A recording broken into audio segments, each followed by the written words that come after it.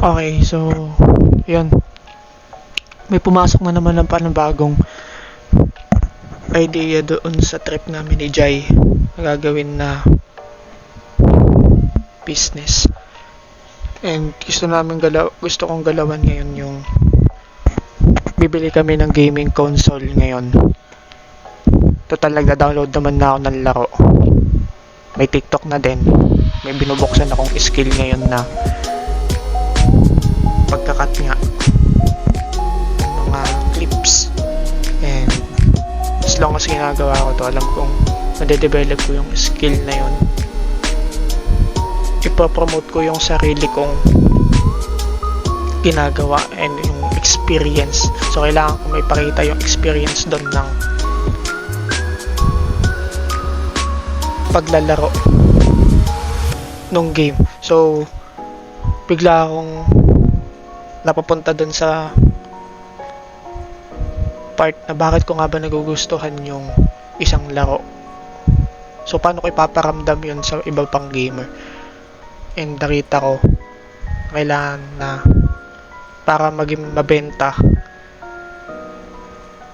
yung game, kagawa ko ng video in every game na nakikita ko, and i-edit ko siya ng maganda. Tapos kailangan doon sa ilalagay kong o ipopost kong video doon sa isa kong account, certain account lang na platform ko doon na puro experience lang sa game. So kailangan akong i-contact sa account na yon para ayun, ma-downloadan din sila, tapos magkaroon ng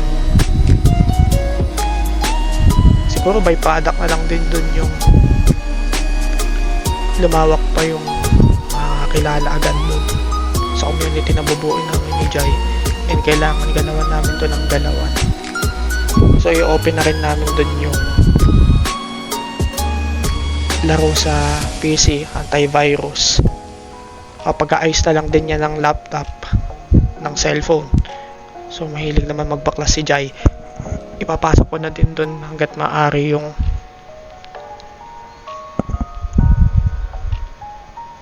pero sana yung console ng